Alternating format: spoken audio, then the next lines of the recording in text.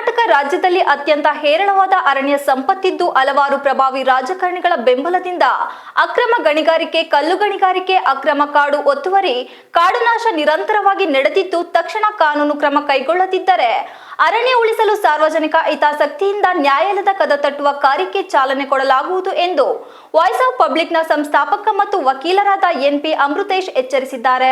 ಪತ್ರಿಕಾಗೋಷ್ಠಿಯಲ್ಲಿ ಗುರುವಾರ ಮಾತನಾಡಿ, ರಾಜ್ಯದಲ್ಲಿ ಹೇರಳವಾದ ಅರಣ್ಯ ಸಂಪತ್ತು ಇದ್ದು ಇಡೀ ಭಾರತ ದೇಶದಲ್ಲಿ ನಾವು 15ರಿಂದ 16ನೇ ಸ್ಥಾನದಲ್ಲಿ ಇದ್ದೇವೆ. ಪ್ರತಿಶತ 33 ಅರಣ್ಯ ಪ್ರದೇಶ ಇರಬೇಕೆಂದು ಸಾಮಾನ್ಯ ನೀತಿಯಾಗಿದೆ. ಆದರೆ ಹಲವಾರು ಪ್ರಭಾವಿ ರಾಜಕಾರಣಿಗಳ ಬೆಂಬಲದಿಂದ ಅಕ್ರಮ ಗಣಿಗಾರಿಕೆ, ಕಲ್ಲು ಗಣಿಗಾರಿಕೆ, ಅಕ್ರಮ ಒತ್ತುವರಿ, ಅಕ್ರಮ ಕಾಡುನಾಶ ನಿರಂತರವಾಗಿ ನಡೆದಿದ್ದು ಕರ್ನಾಟಕದಲ್ಲಿ ಕೇವಲ 21.1% ಅರಣ್ಯವಿದೆ. ಈ ಹಿಂದೆ ನಡೆದ ಘಟನೆಗಳನ್ನು ನೆನಪಿಸಿಕೊಂಡರೆ ಬಳ್ಳಾರಿ, ತುಮಕೂರು, ಚಿತ್ರದುರ್ಗ, ಕನಕಪುರಗಳಲ್ಲಿ ನಡೆದಂತ ಅಕ್ರಮ ಗಣಿಗಾರಿಕೆ ಚಿತ್ರಣ ನಮ್ಮ ಕಣ್ಣ ಮುಂದೆ ಬಂದು ಅಪಾರವಾದ ಅರಣ್ಯ ನಾಶವಾಗಿರುವುದು ಕಂಡುಬರುತ್ತದೆ. ಮಾನ್ಯ ಸರ್ವೋಚ್ಚ ನ್ಯಾಯಾಲಯದ ಆದೇಶದಿಂದ ಹೆಚ್ಚಿನ ಅರಣ್ಯ ನಾಶ, ಅಕ್ರಮ ಗಣಿಗಾರಿಕೆ ತಪ್ಪಿರುತ್ತದೆ ಎಂದರು. 10ರಿಂದ 15 ವರ್ಷಗಳ ಹಿಂದೆ ನಿಂತಿದ್ದಂತಹ ಅಕ್ರಮ ಗಣಿಗಾರಿಕೆ ಮತ್ತೊಂದು ಸ್ವರೂಪದಲ್ಲಿ ರಾಜ್ಯದಲ್ಲಿ ತಲೆ ಎತ್ತುತ್ತಿದೆ. ಇದಕ್ಕೆ ರಾಜ್ಯ, ಜಿಲ್ಲೆ, ತಾಲೂಕಿನ ಪ್ರಭಾವಿ ರಾಜಕಾರಣಿಗಳು ನೇರವಾಗಿ ಅರಣ್ಯ ಮಂತ್ರಿಗಳು, ಉಸ್ತುವಾರಿ ಮಂತ್ರಿಗಳು, ಪ್ರಭಾವಿ ಮಠದ ಸ್ವಾಮಿಗಳು ಮತ್ತು ಅರಣ್ಯ ಗಣಿ ಮತ್ತು ಭೂ ವಿಜ್ಞಾನ ಇಲಾಖೆ ಅಧಿಕಾರಿಗಳ ಕುಮ್ಮಕ್ಕು ಬೆಂಬಲದಿಂದ ಹಾಸನ ಜಿಲ್ಲೆಯ ಅರಕಲಗೂಡು, ಚನ್ನರಾಯಪಟ್ಟಣಗಳಲ್ಲಿ ಅಕ್ರಮ ಕಲ್ಲು ಗಣಿಗಾರಿಕೆ ಕ್ರಷರ್ ಮಾನ್ಯ ಉಚ್ಚ ನ್ಯಾಯಾಲಯದ ಆದೇಶವನ್ನು ಧಿಕ್ಕರಿಸಿ ಸ್ಥಗಿತಗೊಂಡಿದ್ದ ಕಲ್ಲು ಗಣಿಗಾರಿಕೆ ಮತ್ತು ಕ್ರಷರ್ ಚಟುವಟಿಕೆಯನ್ನು ನಿರಂತರವಾಗಿ ಪರೋಕ್ಷವಾಗಿ ನಡೆಸುತ್ತಿದ್ದಾರೆ ಎಂದು ದೂರಿದರು. ಅರಕಲಗೂಡು ತಾಲೂಕು ಮುದಗನೂರು ಕಾವಲು, ಅರಸಿಕಟ್ಟೆ ಕಾವಲಿಗೆ ಸೇರಿದ ಸರ್ಕಾರದ ಅರಣ್ಯ ಪ್ರದೇಶದಲ್ಲಿ ಕಲ್ಲು ಗಣಿಗಾರಿಕೆ, ಕ್ರಷರ್ ಚಟುವಟಿಕೆಯು ಸರಿಸುಮಾರು 20-25 ಎಕರೆ ಪ್ರದೇಶದಲ್ಲಿ ನಡೆದಿದ್ದು, ಈ ಅರಣ್ಯ ಪ್ರದೇಶವನ್ನು ತಮ್ಮ ಇಚ್ಛೆಗೆ ಬಂದಂತೆ ಒತ್ತುವರಿ ಮಾಡಿಕೊಂಡು ಗಣಿಗಾರಿಕೆ ನಡೆಸುತ್ತಿದ್ದಾರೆ.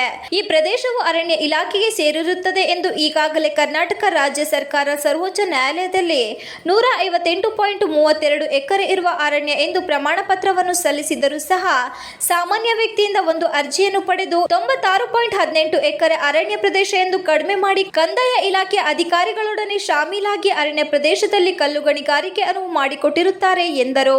ಪತ್ರಿಕಾಗೋಷ್ಠಿಯಲ್ಲಿ ವಾಯ್ಸ್ ಆಫ್ ಪಬ್ಲಿಕ್ನ ಸಂಚಾಲಕಿ ದೀಕ್ಷಾ ಅಮೃತೇಶ್, ಹೀನಾ ಕೌಶರ್, ವಕೀಲರಾದ ಗಿರೀಶ್ ಗೌಡ, ಆನಂದ್ ಇತರರು ಉಪಸ್ಥಿತರಿದ್ದರು. TV 46 Malenadu news, Hassan. ಅದನ್ನ ಎರಡು ಸೇರಿಸಿ ಹೇಳಿದ್ರೆ ಅರ್ಥ ಆಗುತ್ತೆ. ದುರಾಲೋಚನೆ ನಿಂತು, ದೂರಾಲೋಚನೆ ನಿಂತು. ಎರಡನೇದು, ಯಾವತ್ತು ಸಾಮಾನ್ಯವಾಗಿ ರೆವಿನ್ಯೂ ಡಿಪಾರ್ಟ್ಮೆಂಟ್ ಒಂದು ಸರ್ವೆ ನಂಬರ್ ಹೊಡೆದ್ರೆ ಅದಕ್ಕೆ 1/1 ಅಂತ ಕೊಡ್ತಾರೆ. ಆದ್ರೆ ಇಲ್ಲಿ ಸ್ವಲ್ಪ ಎಲ್ಲೋ ತಪ್ಪಿದ್ದು ಏನಾಗಿದೆ ಅಂದ್ರೆ, ಹೊಸ ನಂಬರ್ 46 ಅಂತ ಪಕ್ಕದಲ್ಲಿ ಒಂದು ಮ್ಯೂಟೇಷನ್ ಇದನ್ನ ನೋಡಿ, ಕೆಳಗಡೆ ಹೊಸ ಸರ್ವೆ ನಂಬರ್ನಲ್ಲಿ ಸ್ವಾಧೀನದಾರರು ಮತ್ತು ಅವರ ವಿಸ್ತೀರ್ಣ ನಂಬರ್ 1 ಸರ್ಕಾರಿ ಬಂಡೆ 96.12 46 ಹೊಸ ಸರ್ವೆ ನಂಬರ್, ಸಾಮಾಜಿಕ ಅರಣ್ಯ ಇಲಾಖೆ ನೆಡುತೋಪು ಅಂತ ಕೊಡ್ತಾರೆ.